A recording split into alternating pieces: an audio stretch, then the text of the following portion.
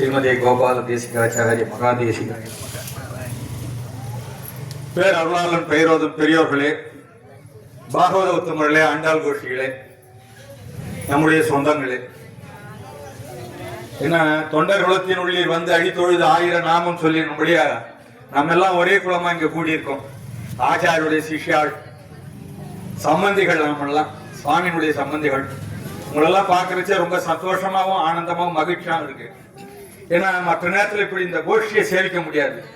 இங்க வந்தாதான் இந்த கோஷ்டி அனுபவம் அற்புதமான ஒரு பாக்கியம். இந்த ஊரில் இருக்கும் மானிடர் எத்தவும் செய்தார்களோ என்னும்படியாக நாம் செய்த பாக்கியம் இன்று எல்லோரும் ஒன்று கூடி நம்முடைய ஆச்சாரியனுடைய திருவடி நிழலிலே விழுந்து வணங்குகின்ற பாக்கியத்தை பெற்றிருக்கிறோம். உண்மையிலேயே எது உறவு என்று நீங்க நினைக்கிறீங்க?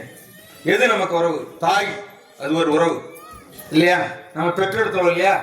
தந்தை, அது ஒரு உறவு. மனைவி, அதுவும் உறவு தான்.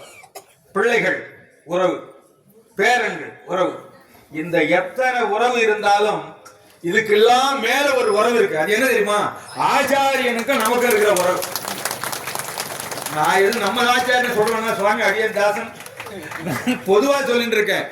ஆச்சாரியனுக்கு நமக்கும் இருக்கின்ற உறவு. மற்ற உறவுகள்லாம் இருக்கு.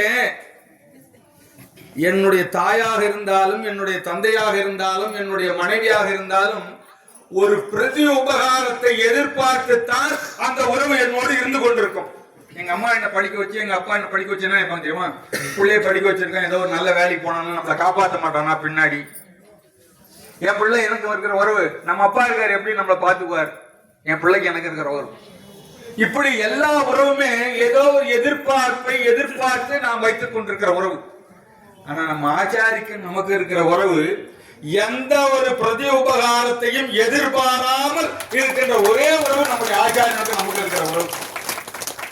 நீ எப்ப வேணாலும் வா, எந்த டைம்ல வேணாலும் வா.